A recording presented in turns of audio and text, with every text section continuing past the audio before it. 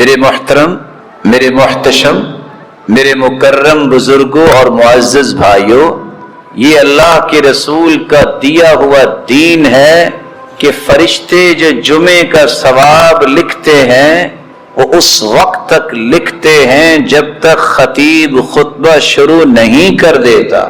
جب خطیب خطبہ شروع کرتا ہے، روایت کہتی ہے طوت الملائکۃ الصحف یجلسون یستمعون الذکر، فرشتے وہ رجسٹر بند کر دیتے ہیں اور وہ بھی بیٹھ کے خطبہ سنتے ہیں۔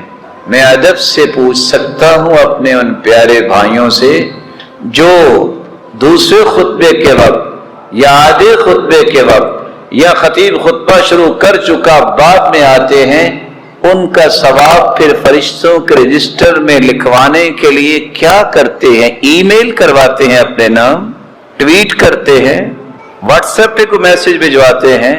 کون لکھتا ہے؟ یہ دین ہے، یہی تو ہماری مضبوطی کے راز ہے۔ اس لیے اللہ کے رسول نے فرمایا، خطیب نے خطبہ جب شروع کیا، جو شخص غسل کرتا ہے، خوشبو لگاتا ہے، مسواک کرتا ہے، جلدی جمعے میں آ جاتا ہے، جمعے کے وقت خطیب کو خطبہ سنتا ہے، قریب ہو کے بیٹھتا ہے، لغو نہیں بولتا۔ کوئی بول رہا ہو تو یہ کہہ دینا کہ چپ ہو جاؤ، یہ بھی لغو ہے۔ چہ جائے کہ جمعے میں چلتے پھرتے رہو، چہ جائے کہ ایک دوسرے کو خطبہ اور خوشبوئیں دیتے رہو، چہ جائے کہ اشارے کرتے رہو کہ یہاں آ جاؤ، یہ سنت کی مخالفت ہے۔ اللہ کے رسول نے فرمایا جو غسل کرے، خوشبو لگائے، اچھا لباس پہنے، مسواک کرے، مسجد میں آئے، آ کے خطبہ سنے، امام کے ساتھ نماز پڑھے، جتنے قدم چل کے آئے گا، جتنے قدم چل کے جائے گا، ایک ایک قدم پر ایک ایک سال کے روزے اور تہجد کا ثواب پا لے۔ میں آپ کی خدمت میں گزارش کروں گا، معمول بنائیے۔ ان هذا اليوم جعله الله عيدا للمسلمين، یہ جمعے کا دن ہے جس کو اللہ نے عید کا دن بنایا ہے۔ دیانتداری سے بتائیے میرے محترم، کبھی کوئی عید سے پیچھے رہتا ہے؟ عید سے پیچھے رہنے والے تو لوگوں کو کیا کہتے ہیں لوگ؟ بڑا یہ بد نصیب ہے کہ عید پہ بھی نہیں آیا۔ یہ راز ہے ہماری بلندی کے۔ عہد کیجئے یہاں بیٹھے، دو روایتیں سننے کے بعد رسول اکرم صلی اللہ علیہ وسلم نے فرمایا، جو لیٹ آتا ہے پھر گردنیں یتخطی رقاب الناس، لوگوں کی گردنوں کو پھلانگتا ہوا آگے آتا ہے، لا جمعۃ لہ، اس کا جمعہ نہیں ہوتا۔ اور ابن ماجہ کی روایت ہے جو لیٹ آتا ہے انما یأتی للظہر، یہ تو ظہر پڑھنے آیا ہے، جمعہ پڑھنے تو نہیں آیا۔ اور فرمایا من ترک ثلاث جمع متہاونا طبع اللہ علی قلبہ، جو 3 جمعے سستی کرتا ہوا چھوڑ دیتا ہے اس کے دل پہ مہر لگا دی جاتی ہے۔ اور انسان کیوں لیٹ آتا اور چھوڑتا ہے؟ یا اولاد کی وجہ سے یا مال کی وجہ سے، ٹھپا دل پہ لگ جاتا ہے۔ اور قرآن کہتا ہے یوم لا ينفع مال ولا بنون، اس دن نہ مال نے کام آنا ہے نہ اولاد نے کام آنا ہے۔ الا من اتى الله بقلب سلیم، آئے گا کام وہ جس کے پاس قلب سلیم ہے، کوئی مہر نہیں لگی، اخلاص والا دل، اطاعت والا دل۔ سورۃ الکہف اتنی مبارک سورت ہے، اتنی مبارک صورت ہے، سچی بات یہ ہے کہ اگر سورۃ الکہف کے فوائد اور ثمرات پہ گفتگو کی جائے تو میں مبالغہ نہیں کرتا، اس کے فوائد اور ثمرات اور اس سے مصوبت مسائل پہ گفتگو کی جائے ساری رات بیت جائے اور یہ سورت ختم نہ۔ لیکن میں 3 جھلکیاں آپ کے سامنے رکھ دیتا ہوں۔ رسول اللہ صلی اللہ علیہ وسلم نے فرمایا من قرأ سورۃ الکہف فی یوم الجمعہ، جو شخص جمعہ کے دن سورۃ الکہف پڑھ لیتا ہے اسے کیا ملتا ہے؟ انعام له ما بین الجمعتین، صبح جمعہ ہے، اللہ سب کو توفیق دے سورت کو پڑھنے کی۔ سورۃ الکہف پڑھ لیتا ہے، اگلے جمعے تک اللہ عز و جلال اس کی زندگی کے اندر روشنی پیدا کر دیتے، اس کی سوچ بھی روشن، اس کی نیت بھی روشنی، اور اس کے ارادوں میں روشنی، اس کے تخیلات کی وادیوں میں روشنی، تصورات روشن، اور اللہ عز و تحریف دی، اس کے اقوال بھی روشن، اس کے اعمال بھی روشن. اور یہ آپ کی ضرورت. آپ نے دوسری حدیث میں فرمایا من قرأ سورۃ الکہف فی یوم الجمعہ، جو انسان سورۃ الکہف پڑھ لیتا ہے اللہ عز و جلال اس کے گناہوں کو معاف فرما دیتے ہیں. دو جمعے کے درمیان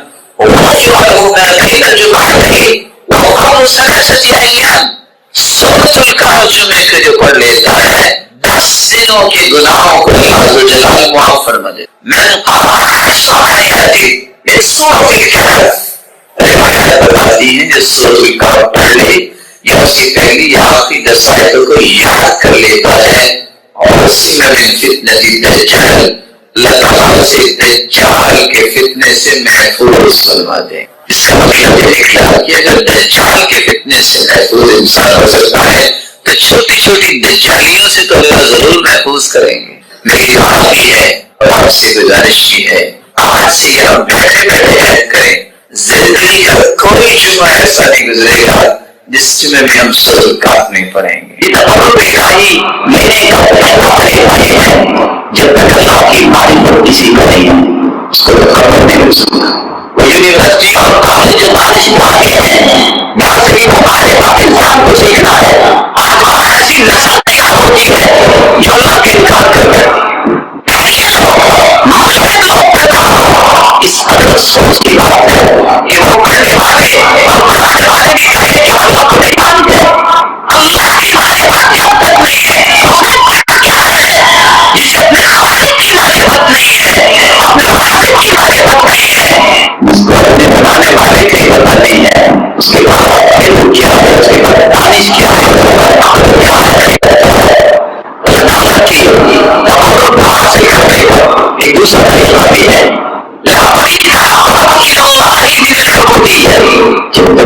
زندگی کی مقاصد میری قسمت میں پاس نماز نہیں نہ ہو تو میں خوش قسمت کیسے زندگی کا عبادت نکال سکتا. میں اپنی زندگی کے مقاصد سے واقف کیسے ہوں؟ اللہ کی توفیق اس کی عبادت کو توجہ کے ساتھ ادا کرنا، اس سے الہی نصیب ہوتا ہے. امام ابن تیمیہ رحمہ اللہ اس لیے کہا کرتے تھے جس نے ہمیشہ کی ساتھ اپنے آپ کو بنانا ہے، بڑی عبادت کی تحریر کو نہ چھوڑے، بڑی عبادت بنا رہے، اللہ سے کبھی اپنی رحمت سے محروم نہیں کرے. ایک تیسرا طریقہ بھی ہے جس سے آپ کو الہی نصیب ہو سکتا ہے، وہ یہ ہے کہ آپ اللہ کی کلام کو پڑھنے سے محبت کریں. اگر کسی نے اللہ کے قریب ہونا ہے قرآن پڑھے اور سنے، لیکن 3 کام صاف کرے، قرآن بھی کرے، تلاوت بھی کرے، سمجھے بھی نہ کیا پڑھا. یہ قرآن پڑھنی اور قرآن کو سمجھ کے پڑھنا، سمجھ کے سننا اور کرنا یہ انسان کو اللہ کے قریب کر دے. ایک چوتھا طریقہ بھی ہے جس سے آپ اللہ کے قریب ہو سکتے ہیں. جب تک آپ سے آنے کے رام کے اندر صورت نہیں کرتے آپ کو نہیں مل سکتی. سب سے پہلے جن کا تذکرہ اللہ نے بھی کیا اس کے رسول نے بھی کیا ہے وہ اللہ سے بات کی اللہ سے باتیں کبھی چلتا ہے کبھی نہ چلتا ہے، نہیں اس کی مرضی ہے. اللہ تعالیٰ میں اپنے بندوں سے راضی ہوں، کسی کو کیا مسئلہ ہے. اور قرآن نے بھی فیصلہ بھی ہے إِنْ آمَنُوا بِمِثْلِ مَا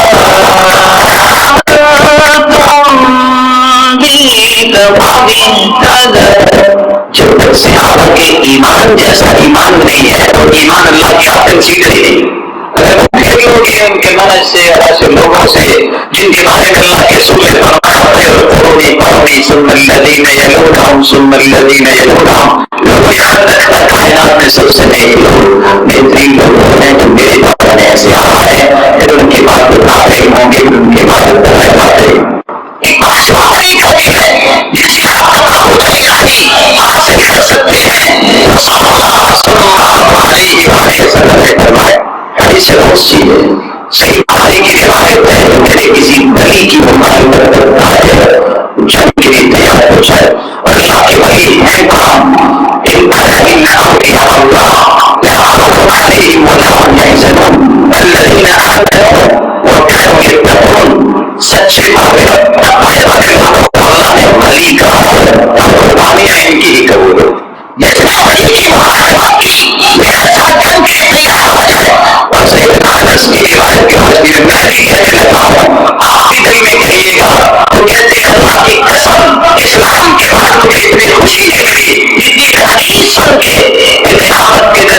سے محبت ہو اس کا ساتھ نصیب ہوتا ہے.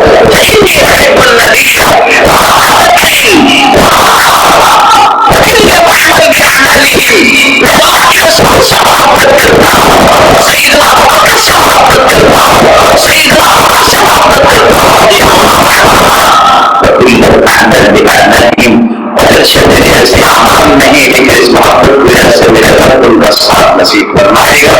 الہی جس کی 5 پہلو آپ نے سنے 6 پہلو بھی ہیں. انسان نے اگر اللہ کا پکڑ ہو جاتا ہے ایک بہت عمدہ آسان کام یہ ہے کہ اللہ کا ذکر جو ہے اپنی زندگی کا راستہ ہے. جو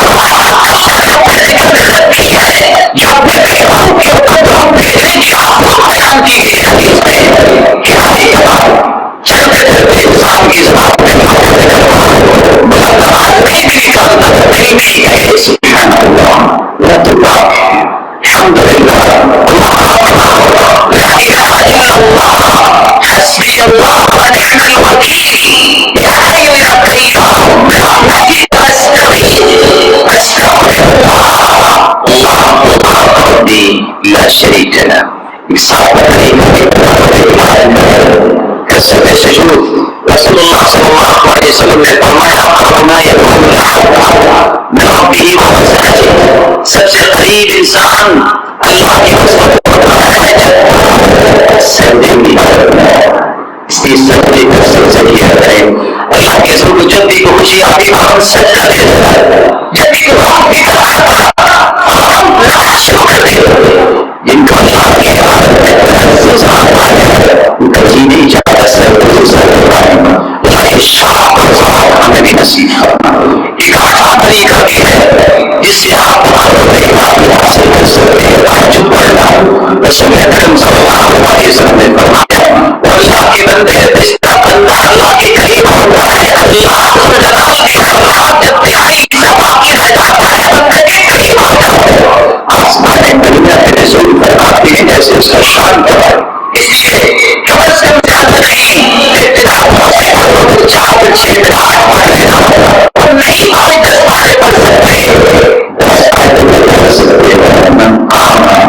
جو شخص اللہ کے سامنے کھڑے ہوتے ہیں 10 آیتیں پڑھ کے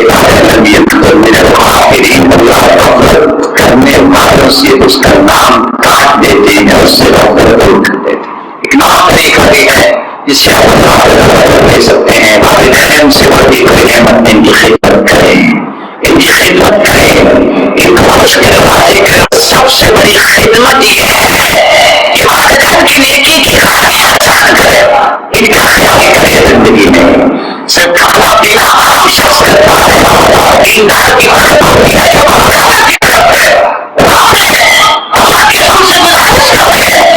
اللہ کے سر دعا کرتے ہیں اللہ میری ماں کو اسلام کی خدمت سے مدد. ماں باپ میں نماز نہیں پڑھتا دین پر بھی اس کا ہونا چاہیے.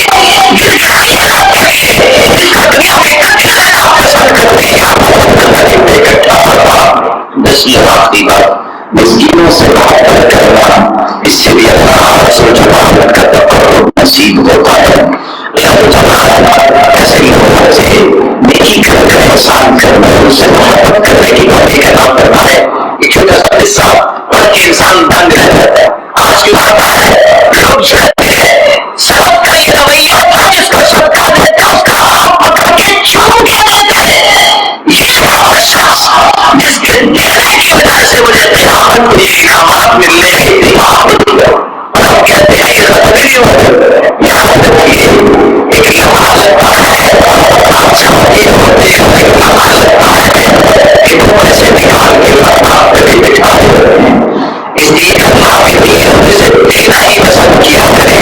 یہ دن ماس کرتے دکھانے تو بہت دیکھے ہیں لیکن کیا کمال کا یہ دانا ہے جو سب میں دیا جائے تو دانا باہر ہم کی نیکیوں کا قیامت مل جائے. رزق دینے والا تو اس کو چاہے دے کے آزمائے جس کو چاہے تنگی دے کے آزمائے. آزمائش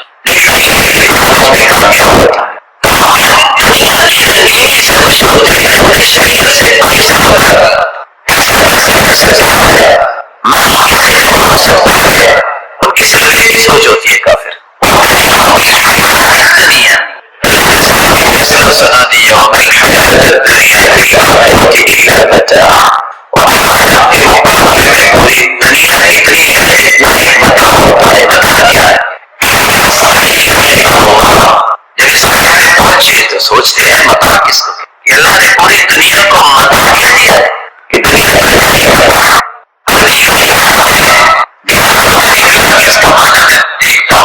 کرتے کیا ہے؟ ایک ماں بیٹے سے کر رہی ہے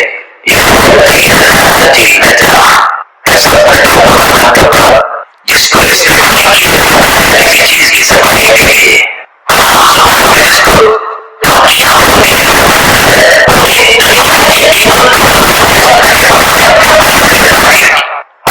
کے مقابلے میں اس کی کوئی حیثیت، بلکہ رسول اللہ صلی اللہ علیہ وسلم نے فرمایا تھا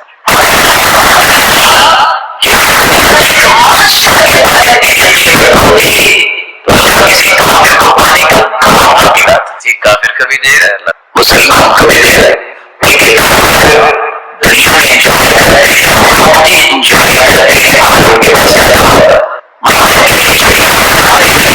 دنیا میں جو صبر کرنا پڑتا تو کافر خوشی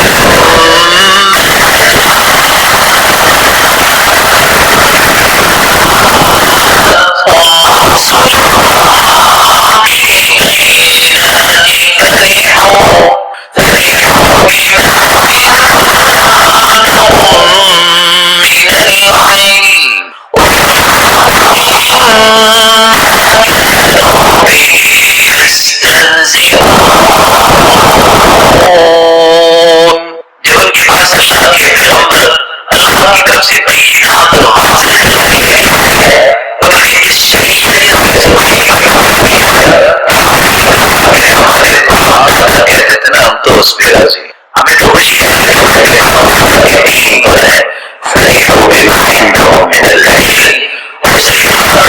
دوسری جگہ دو حقیقتوں کو بیان کیا ہے،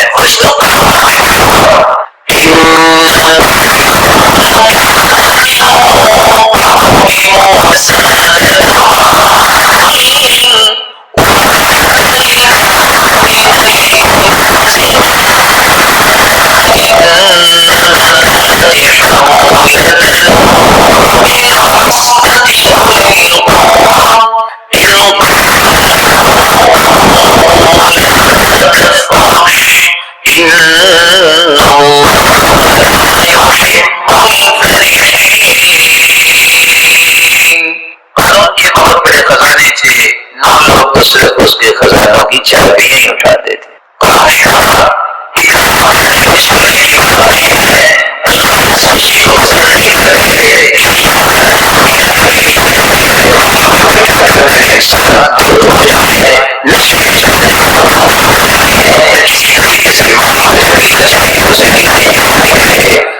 اس خوشی کو پسند نہیں۔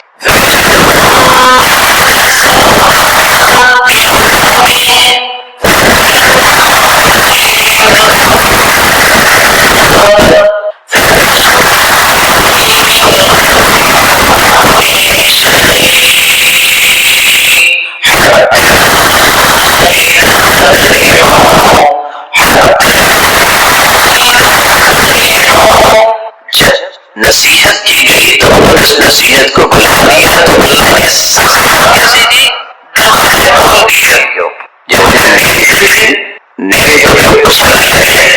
اللہ کی پسند ہے تو میں نے دے دینا۔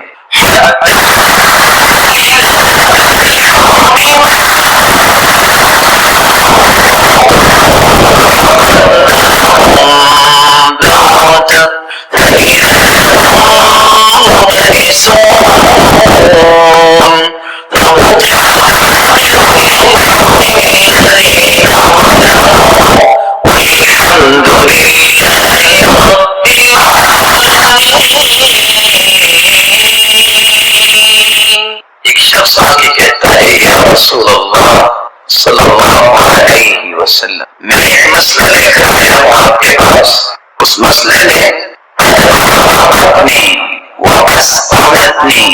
اس نے مجھے توڑ کے رکھ دیا ہے، میں بیمار ہو گیا ہوں اس مسئلے کے پیچھے، مجھے اس کا حل بتائی۔ غم دیکھیے، رسول اکرم صلی اللہ علیہ وسلم نے پوچھا کہ کون سی بات جس نے تمہیں توڑ کے رکھ دیا ہے، تھکا دیا ہے، بیمار کر دیا ہے؟ حضرت نے اس شخص نے کہا کہ مجھے غمزدہ کر دیا. کس چیز نے غمزدہ کیا ہے؟ اللہ کے رسول کس چیز نے غمزدہ کیا ہے کہ میں جہنم سے کیسے بچ سکتا ہوں اور جنت میں کیسے جا سکتا ہوں. یہ ہے غم، یہ ہے اصل فکر کی بات، یہ ہے اصل سوچنے کی بات، جس کو قرآن مجید نے کچھ یوں بیان کیا ہے. فَمَن زُحْزِحَ عَنِ النَّارِ وَأُدْخِلَ الْجَنَّةَ فَقَدْ فَازَ وَمَا الْحَيَاةُ الدُّنْيَا إِلَّا مَتَاعُ الْغُرُورِ.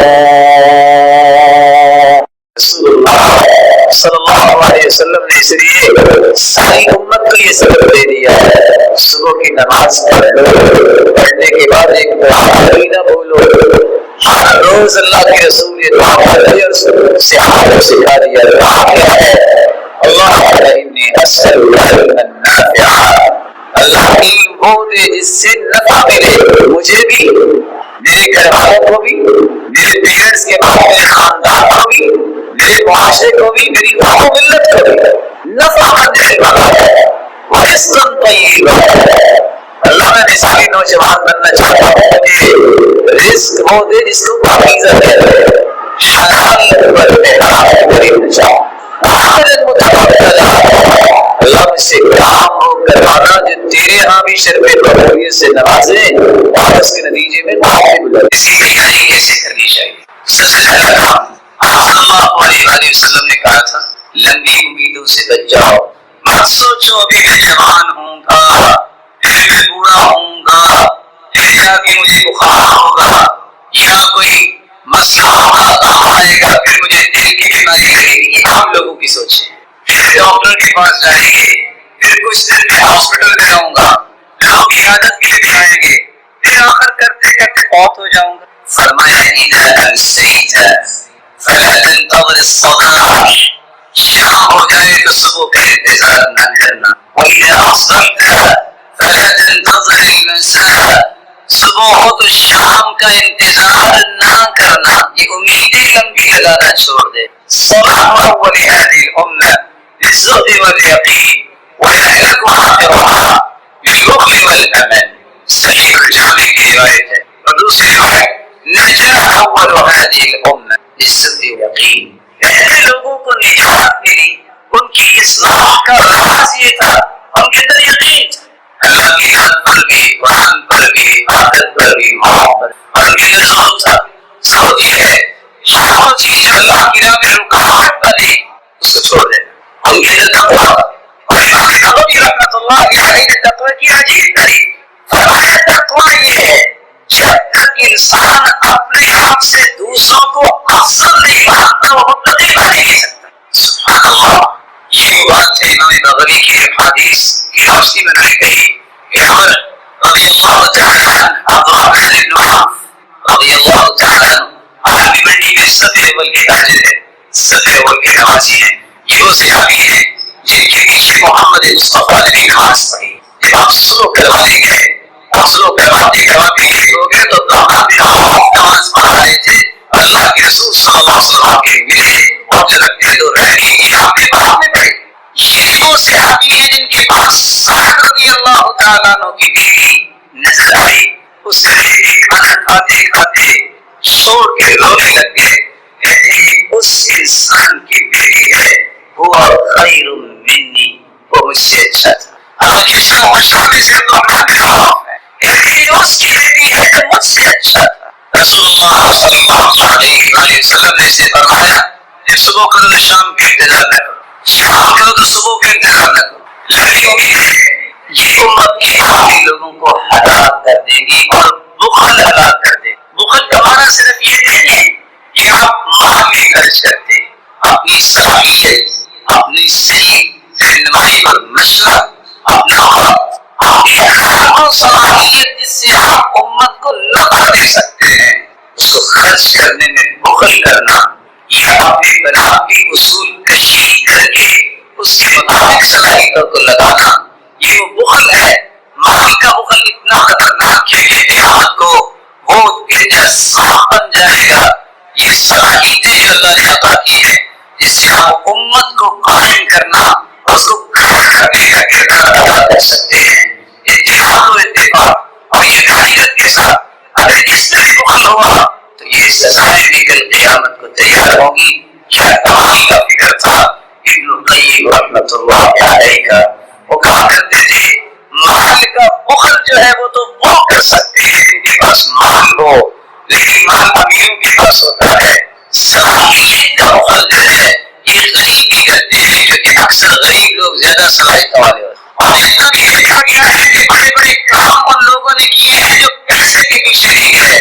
حسن بصری رحمہ اللہ تعالیٰ کی بات کو دلیل بناتے ہوئے جب انہوں نے کہا کہ نہ جا کے دیکھو مسجد میں پہلی سب میں کون بیٹھے ہیں، دوسری تیسری میں کون بیٹھے ہیں، تو شہید نے آگے بتایا سارے فقیر بیٹھے ہیں۔ ابھی ایک بات یاد رکھنا، قیامت کو بھی سبھی اسی طرح بننی ہے، قیامت کو بھی سبھی اسی طرح بننی ہے۔ اللہ کے نزدیک وہی ہوگا جو آج دنیا میں پہلی صف میں ہوتا ہے، اور صحیح بخاری کی روایت ہے جتنا پیچھے رہتا ہے اللہ اس کو اتنا رحمت سے دبیے پیچھے کر دے۔ ایسے تو نہیں اللہ کے رسول نے فرما دیا تھا لو يعلم الناس ما في النهار والصف الاول ثم لم يجدوا الا ان يستلموا عليه استلموا عليه۔ اگر لوگوں کو پتہ چل جائے اذان کا اور اس کی فضیلت کا اور پہلی صف کا تو ان کو پورا ڈالنا پڑے تو پورا ڈال کے وہ آگے پہلی صف میں بیٹھے۔ اسی لیے صحابی نے پورا ڈالا تھا کہ اذان میں نے کہنی، دوسرا کہتا تھا میں نے کہنی، پورا ڈالا گیا۔ اور پیدل چل کے آنا دور کی بات ہے، گھٹنوں پہ رینگ کے آنا بھی پڑے تو پہلی صف میں پہنچے۔ اتنی فضیلت ہے، ہر کام کی پہلی صف میں کھڑا وہی ہوتا ہے جس سے اللہ کے یہاں پہلی صفوں میں کھڑا ہونا ہے۔ حدیث کی نماز 120 صفیں قیامت کو ہوں گی جنتیوں کی، 80 صفیں صرف اس امت کی ہوں گی اور باقی 40 صفیں 24,000 پیغمبروں کی امتوں میں سے ہوں گی۔ یہ بھی بہت بڑا اعزاز ہے اس امت کا کہ اس امت سے جنتی ان کی 80 صفیں ہوں گی اور 40 صفیں باقی تمام۔ رسول اکرم صلی اللہ علیہ وسلم نے موت کی تیاری کا دوسرا طریقہ بیان کیا ہے۔ إلى من بدنيا مستقر وقد الغرب يقول العمل الموت يأتي بغتة والقبر صندوق العمل إلى من بدنيا مستقر دنیا میں اپنی عزت مارنے والے میرے لیے کچھ نہیں، تم نماز پڑھو روزہ رکھو تمہاری دنیا کی دین بن جائے گی، تم اللہ کی مرضی کے مطابق دنیا کے معاملات کر لو تو وہ دنیا نہیں رہتی وہ بھی دین بن جائے۔ مرضی اپنی نہیں، رب کی مرضی کے مطابق آ جاؤ گے، تمہارا شوق بیٹھنا، پکڑ بیٹھنا، کسی آفس میں بیٹھنا بھی عبادت بن جائے۔ الموت یأتی بغتة، موت اچانک آتی ہے۔ لمبی امیدوں میں گمراہ ہونے والے وقد الغرب يقول العمل، لمبی امیدیں نے دھوکہ دے رکھا ہے، یہ کروں گا یہ کروں گا یہ کروں گا، کرتے کرتے کرتے ہوتا ہوا ہے اللہ نے فیصلہ کیا اور پتہ چلا وہ تو جی فوت ہو چکا ہے اور دفنایا بھی جا چکا ہے۔ مت لمبی امیدوں کے پیچھے لگو، بلکہ ہر وقت گناہوں سے توبہ کی جائے۔ رسول اللہ صلی اللہ علیہ وسلم نے فرمایا تھا ان للتوبة بابا أراه ما بين مصراعيه ما بين المشرق والمغرب لا يغلق حتى تطلع الشمس من مغربها۔ توبہ کا دروازہ کھلا ہے، کسی وقت بھی ہو سکتی ہے، کوئی وقت مقرر نہیں، قیامت تک یہ کھلا رہے گا۔ اور اتنا بڑا دروازہ جتنا مشرق و مغرب کا فاصلہ ہے اتنا بڑا یہ توبہ کا دروازہ ہے۔ یہ اس دن بند ہوگا جس دن قیامت ہوگی۔ من مات فقد قامت قیامتہ، جو فوت ہو جاتا ہے اسی قیامت تو قائم اسی دن ہی ہو جاتی ہے، کسی موت سے پہلے پہلے، بلکہ موت کی خرخراہٹ سے پہلے پہلے۔ حدیث میں آتا ہے توبہ کر لو، ان اللہ يقبل توبة العبد ما لم يغرغر ما لم يغرغر۔ دو روایتیں ہیں، موت کی خرخراہٹ، جب انسان بات کرتا ہے سمجھ نہیں آتی، یہ وقت ہوتا ہے فإذا بلغت الحلقوم، جب روح ہنسنے تک پہنچ جاتی ہے، وحید الملک، فرشتہ نظر آ چکا ہوتا ہے اور اس کی نظریں ٹک جاتی ہے، کچھ کہنا چاہتا ہے نہیں کہہ پاتا، ہمت نہیں۔ عمر بن العاص رضی اللہ تعالیٰ عنہ بڑے بہادر انسان تھے، کافی تعجب ہوتے ہیں ان لوگوں کے جو دیکھ رہے ہوتے، جو بات کر رہے ہوتے، موت آ جاتی ہے تو کم از کم بتا ہی دے کیا ہو رہا ہے۔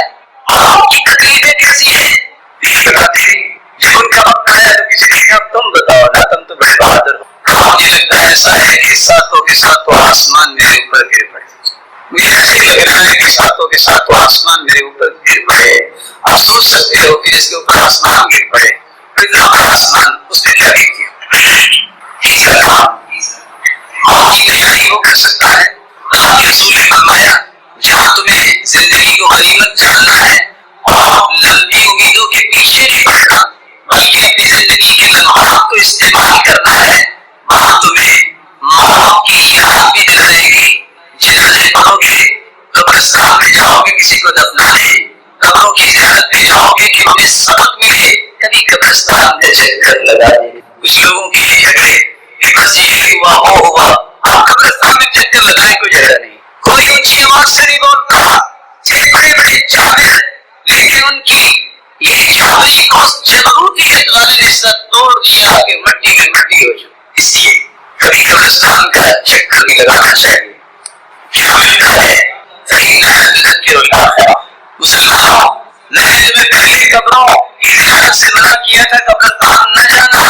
ابتدائی اسلام میں آپ نے اجازت دی تو 5 کاموں کے لیے کہا اس لیے جاؤ تو ذکر الآخرہ تمہیں آخرت یاد کروائے گی. جامع ترمذی کی روایت 105 تھی.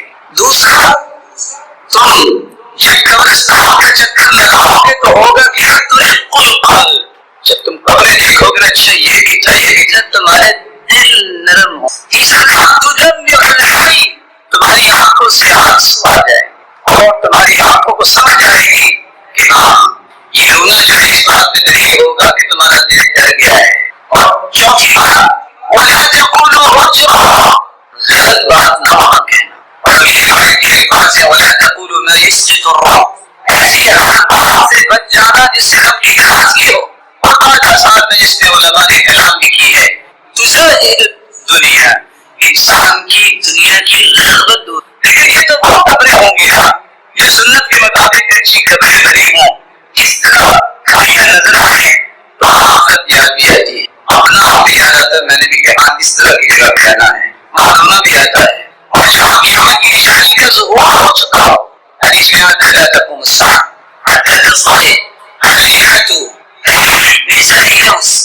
بہت سے لیے کہ آخر رقص کرنے کی اس وقت تک قیامت نہیں آئے گا. کہا کریں گے حول ذی الخمسہ ذوالخمسہ بت جو بنا ہوا ہے اس کے پاس رقص کریں گے. آج بڑے بڑے اوپری اور بڑے بڑے دربار اور وہاں رقص بھی ہوتا ہے.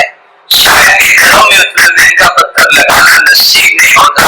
جہاں شریعت کی مخالفت کرتے ہیں وہاں پتھر لگائے جاتے ہیں. وہاں کیسے موت یاد آتی ہے وہاں کیسے آنسو آتے ہیں وہاں کیسے آخرت یاد آئے گی. وہاں تو ایسا سلسلہ نہیں ہو سکتا. وہ تو کھائیے نہ کرائے گی. نہا رسول اللہ صلی اللہ علیہ وسلم نے تجسس القبور وَيُبْنَ عَلَيْهَا وَيُكْتَبَ عَلَيْهَا وَيَنْطُقُ.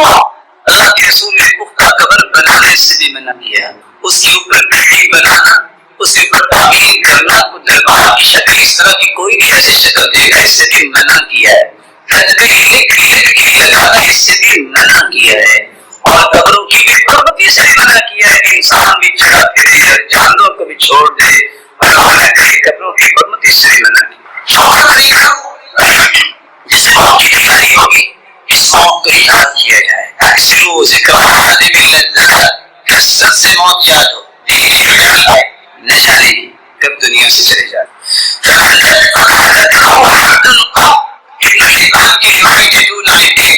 جس بندے نے موت کو یاد کیا ہوگا کیا.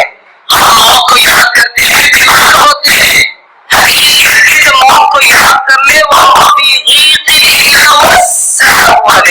اگر کسی قرآن یا تنگی بھی ہے اللہ اس کے دل میں فرائی پیدا کر دیتے ہیں. موت کا خوف کیا اس کو یہ فکر ہوتی ہے کہ میں جلدی سے تیاری سے چلا جاؤں. اس کی تنگی ختم ہوتی ہے. اور یہ مجاہد کے سبب کہا کرتے تھے یہ موت کے خوف سے بیمار ہوتا ہے یہ اس کے ایمان کی کمزوری کی علامت ہے.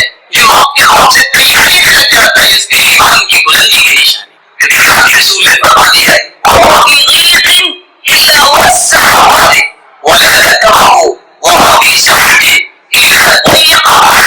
اگر دنیا میں اس طرح قدم ہے ہر سے کوئی موت کا خوف آ کے اس کو ادھر سے توجہ ہٹا کے وہ دنیا کو تنگی کی طرف لے آتا ہے کہ نہیں جنت میں اس سے بڑی نعمتیں ہیں مجھے اس کے بارے میں سوچنا چاہیے. دنیا تو گزر ہی جائے. رضی اللہ تعالی عنہ کے پاس ایک عورت ہے، آپ کی کہتی ہے میرا دل بہت سخت ہے، آپ نے وصیت کیا فرمائی اکثری ذکری موت، موت کو کثرت سے یاد کیا کرو. اس نے جا کے ایسے کیا، واپس آپ نے شکریہ ادا کرتی ہے، جب سے میں موت کو یاد کرتی ہوں کہ یہ کر رہی موت آگے تو کیا بنے گا، میرے دل کی بات بدل گئی. شکریہ ادا کریں. رضی اللہ تعالیٰ عنہ کہا کرتے تھے موت کو یاد وہ کرتا ہے اس کی نشانی یہ ہے کہ نبی نو کی ماں ہے، وہ کہ نبی یقین ہے، وہ کہ نبی عبادت شغل ہے. موت یہ سب سے بڑا نصیحت کا پہلو ہے جو اسے اختیار کر لے. یقین ہے کہ وہ مستغنی ہو جائے دنیا سے، ہوگا میرے رب کے حکم سے. دنیا کی کوئی طاقت میرا نام ادا کر سکتی ہے، نقصان کر سکتی ہے، میرے رب کا فیصلہ ہوگا. وہ کہا کہ عبادت شغل ہے، اور سب سے بہترین عبادت، سب سے بہترین مشغولیت انسان کی یہ ہے کہ وہ اللہ کی عبادت. آپ رضی اللہ تعالیٰ عنہ نے یہ بات سمجھائی تھی، میں اکثر من ذکر الموت اللہ یحسد اول الموت. جو کثرت سے موت کو یاد کرتا ہے دو کام ہوتے ہیں، وہ حسد نہیں کر سکتا کسی، وہ کسی سے حسد نہیں کرتا، اس کی دنیاوی خوشیاں کوئی معنی نہیں رکھتی، آخری خوشیاں اس کے دل میں پیدا ہو جاتی ہیں. اور کہا کرتے تھے من ذکر الموت هذه المصائب، جو موت کو کثرت سے یاد کرتا ہے دنیا کی ہر مصیبت ہلکی ہو جاتی ہے. کہ کیا ہوگا، موت بڑی مصیبت ہے، اس کی مجھے تیاری کرنی ہے، یہ چھوٹی چھوٹی چیزیں اس کی مجھے کوئی پرواہ نہیں ہے. حضرت رسول اللہ تعالی فرمایا کرتے تھے وَمَا أَلْزَمَ عَبْدٌ قَلْبَهُ ذِكْرَ الْمَوْتِ إِلَّا سَوَّتِ الدُّنْيَا عَلَيْهِ وَهَانَ عَلَيْهِ جَمِيعُ مَالِهَا. جو کثرت سے موت کو یاد کرتا ہے اس کے سامنے دنیا بہت چھوٹی ہو جاتی، دنیا کی پرواہ چھوڑ دیتا ہے. یہ بھی نشانی ہے کہ موت کو یاد کرتا. ابن اوزاعی رحمہ اللہ تعالی فرماتے ہیں لا يحسب عبد ذکر الموت الا كفاه يسير. جس کو موت یاد ہوتی ہے اس کو تھوڑی سی بھی قناعت آ جاتی ہے، قناعت نہیں کرتا. اس کا مطلب یہ ہے اس کو موت یاد نہیں، اللہ اس کی تھوڑی سی بھی بند کر دے.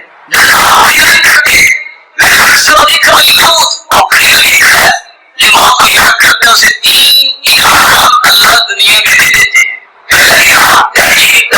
وہ جلدی سے اپنے گناہوں کی توبہ کر لیتا ہے، وہ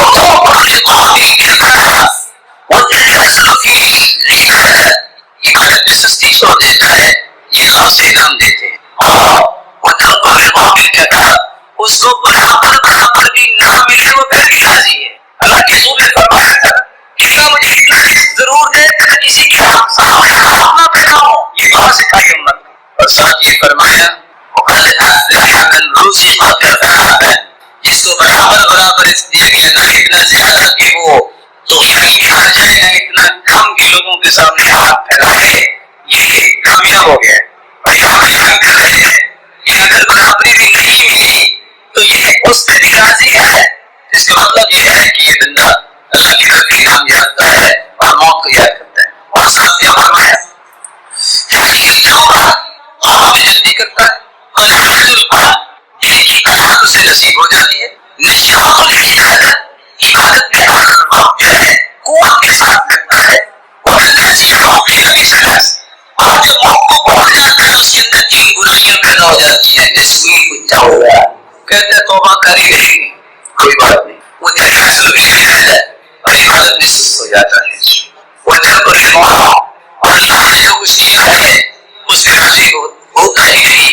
یہ تین علامتیں اس کے اندر پیدا ہوتی ہے کہ یہ موت کو یاد نہیں. رسول اللہ صلی اللہ علیہ وسلم نے 5 طریقہ بیان کیا ہے کہ آخرت کی اور موت کی تیاری کیسے ہوگی. موت کی سختیوں کو بھی یاد کرو. آپ صلی اللہ علیہ وسلم اپنے آخری وقت میں اپنا ہاتھ مبارک پیالے میں ڈالتے اور پانی میں بھگو کے اپنے چہرے انور پہ لگاتے اور کہتے ان للموت سکرات، ان للموت سکرات. موت کی سختیاں ہیں. اور آپ کے سلسلے پڑھ رہے تھے لا الہ الا اللہ، اللہ جلال کی توحید کو بیان کر. اور آپ اس رات کی روایت اللہ برحمتہ تعالی ہم اٹھو اللہ کے پاس چلے کے بعد اسی طرح ایمان ہو گیا، نیچے آ گیا. صحیح بخاری کی روایت 449 یہ بتاتی ہے کہ موت کی سختیاں ہیں. اور یہ بات کی سمجھنا ضروری ہے. سیدہ عائشہ کہا کرتی تھی ہم سنتے تھے کہ لوگ کہتے ہیں موت کے وقت پریشانی آتی ہے شاید گناہوں کی وجہ سے، لیکن اللہ کے رسول صلی اللہ علیہ وسلم کو دیکھا تو مجھے یقین ہوا کہ نہیں، یہ اللہ کا فیصلہ ہے، کسی کو کس طرح بلا لیتا ہے، کسی کو کس طرح بلا لیتا ہے۔ گناہوں کی وجہ سے اس طرح کی چیز نہیں ہوتی ہے، اللہ جانتا ہے۔ اس لیے ماں کی سختیاں جو ہیں وہ تو ہر ایک پہ وارد ہوں گی، کس طرح وارد ہوں گی وہ اللہ جانتا ہے۔